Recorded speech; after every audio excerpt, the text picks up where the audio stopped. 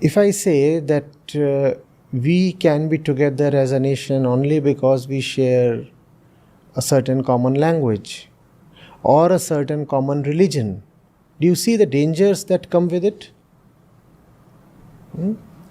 Or we are one nation because we are Aryans. That's how much of Germany wanted it in the 30s and 40s. So that's the reason why nationalism, like any other ideology, becomes problematic. However, there is a very distinct kind of nationalism that can be very virtuous. But only that kind of nationalism, a nationalism that is not divisive, a nationalism that is not founded on what separates the two of us, instead founded on what unites the two of us. Think of the various kind of nationalities you know of. Are they not all founded on divisions? A group of people, they get together and they say, we are a nation. We are a nation because we have a common shared characteristic. And therefore we are separate from somebody else. Think of why India had to be politically divided. What was Jinnah's argument? What was the two-nation theory? He said Hindus and Muslims, they are not just two different religions. They are two different nations. Because everything about them is distinct, exclusive. So when you have a nationalism that is founded on differences, then nationalism becomes toxic, violent, and leads to horrible consequences. So we are saying, let there be a nationalism that is not founded on the differences between man and man. Instead, it is founded on what is common between you and me, man and man. Now, what is it that we share?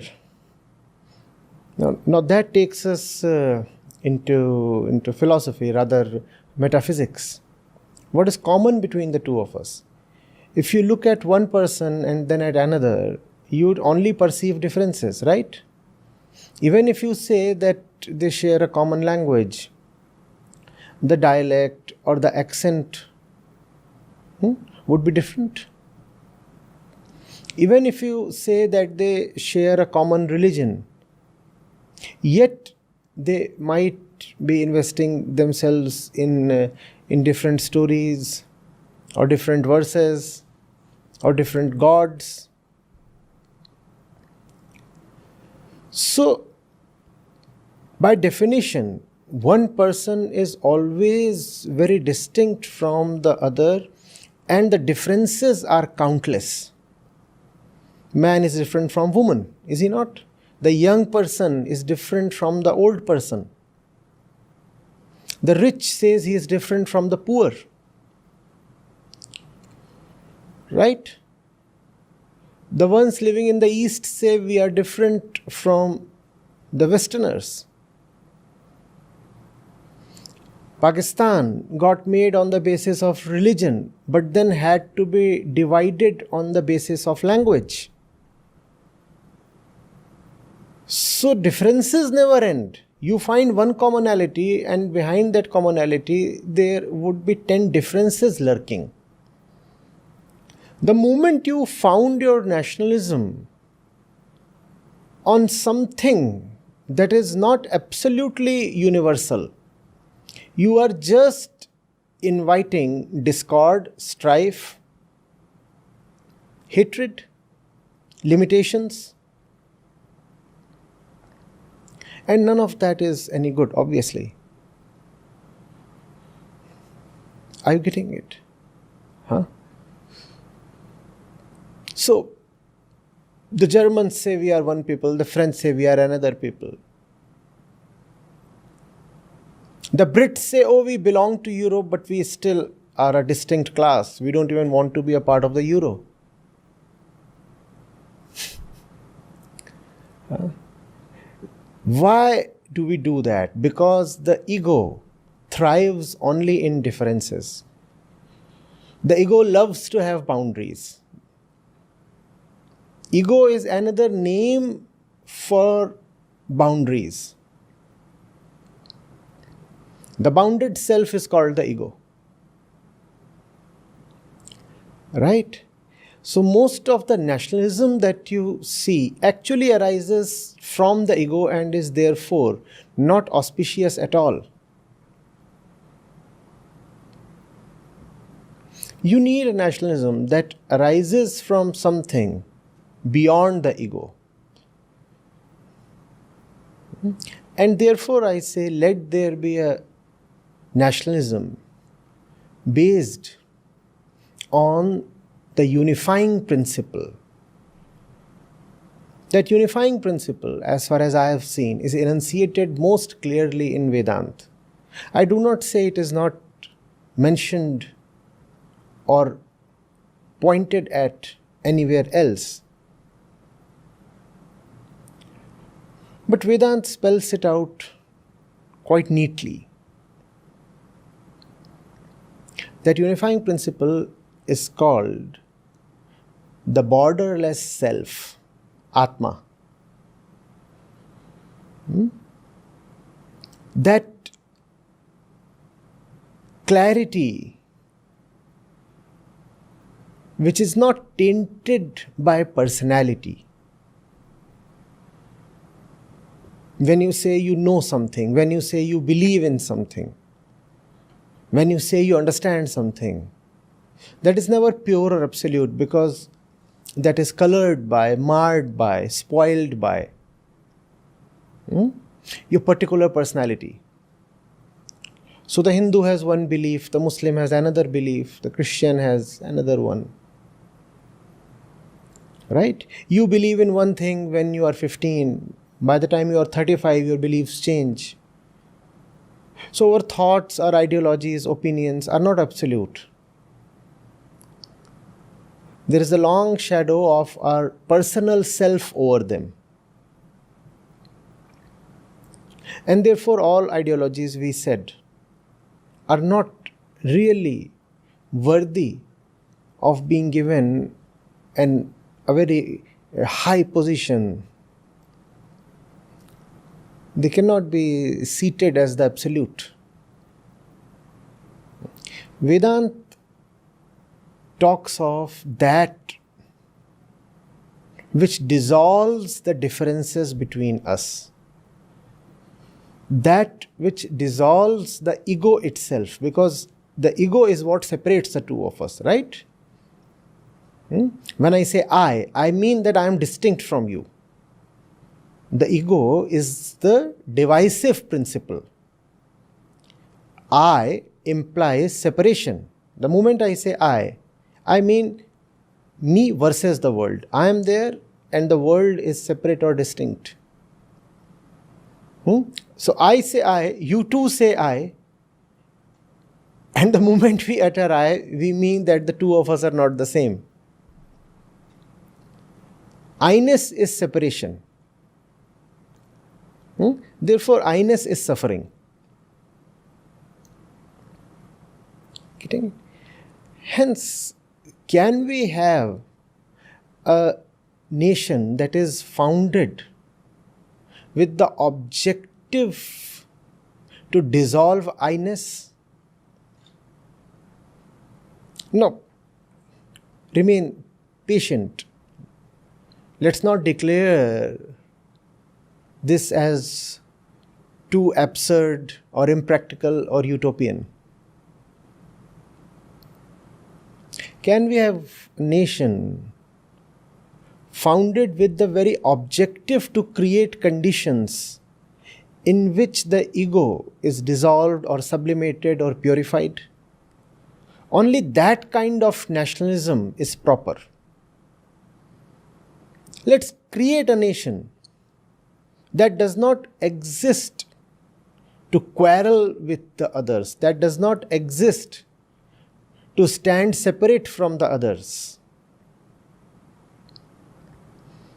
Let's create a nation that does not take its identity from resistance to the others. Where does Pakistan, for example, take its identity from? It says, I am different from India and that's my identity. And that's the reason they have to be compulsively hostile against India. Do you see that? The same thing applies to all the nations of the world. The same thing applies even to India as it currently exists. There have to be borders, there has to be discord, acrimony, strife, the threat of war. And the threat of war pleases the population so much, does it not? In fact, nationalism would lose its charm and romance if there were no wars. Wars consolidate the feeling of nationalism, do they not? When an enemy attacks you, you feel so much more of a national identity. Right? No, none of that is good. Obviously not good. So the basis of nationalism has to be an inward approach that takes care of the ego. The constitution must say that the state exists to uplift its citizens internally. Obviously, internal upliftment would require conducive external conditions. To that extent, the physical world has to be taken care of. You cannot say you want to address somebody's ego problem without taking care of his or her environment. You'll have to take care of education, health, media. You'll have to protect the genuine interests of the various groups of citizens as they exist, no? And then you will say, ultimately, everything has to boil down to the pure self. Yes, there is the legislature, there is the executive, there is the judiciary. All these would function. There is the media. There are the laws and the sub-laws. There are the various houses of the parliament. There is a federal structure. All that is there. But the purpose of all that has to be the inner freedom of the individual. That's the proper nation, in which everything functions with the purpose of liberating the individual. Now, is that not a worthy goal? Should not the nation be founded on that basis? Yes. So that's the kind of nationalism you have to bring to the new generation. Are you getting it? If you bring the militant kind of nationalism to the new generation, you're not doing them any good. When you talk of freedom fighters, you must talk of those who strove for political freedom. Equally, you have to talk of those who strove for inner freedom. Otherwise, it becomes just a case of one people fighting the other people out of hatred, resistance, and otherness. And that's that leads to a lot of falseness, artificiality. Then you have to ignore the facts, you have to rewrite history, you have to weave narratives, you have to somehow manage to cast imagination as facts. And all that is quite childish and funny, right? Except for the fact that it can lead to terrible consequences.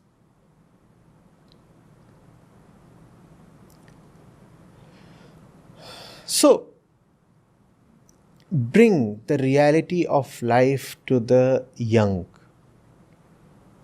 The reality of life as we live it, as we see it, is the reality of the ego. If they can see how the inner thing operates, they will also see its futility. Are you getting it? You don't need to then teach nationalism as something separate from life. If they can see how life is founded on division and strife and suffering, then they'll want to end it, right? And when men get together in their common mission of ending suffering, a noble nation is born. Don't you want that kind of nation? People are getting together so that they can together eliminate the suffering of mankind. And since they are getting together, they constitute a nation. Will that not be a very, very noble and desirable nation? Please tell me. Yes? Or would you want people to get together to pelt stones on some other group? Is that the kind of nationalism that you want? It could be stones when it comes to small groups, and it becomes missiles when it comes to large and powerful groups, right? 20 people on one side pelt stones on 20 people on the other side. And when these 20 people become a nation of 20 crore people, then they pelt missiles on the other 20 crore people, right? And they also then get together and form groups and coalitions. So Russia is scared of the NATO. And different kinds of groupings are happening, all with the purpose of defending the self and defeating the other. And the more that happens, the more we come closer to catastrophe as a people.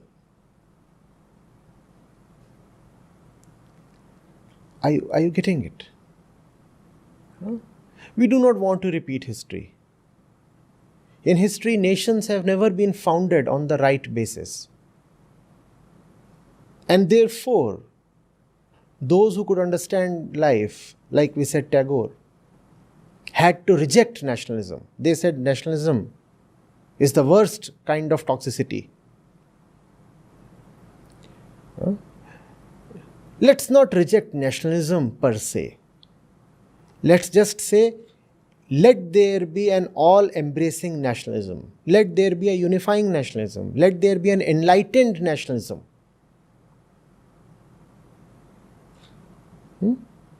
Let there be a nationalism that is not founded with the object to inflict suffering on the other. You can inflict suffering on the other only if you do not see that you and the other are the one. The moment you start seeing the underlying oneness, it becomes impossible to inflict suffering on the other. Right? Can we as Indians come together on this noble basis? And that would be the real Bharat. India cannot be about geographical frontiers, a location on the world map. India is just too big to be contained on a world map. India is just too transcendental to be marked as a piece of earth.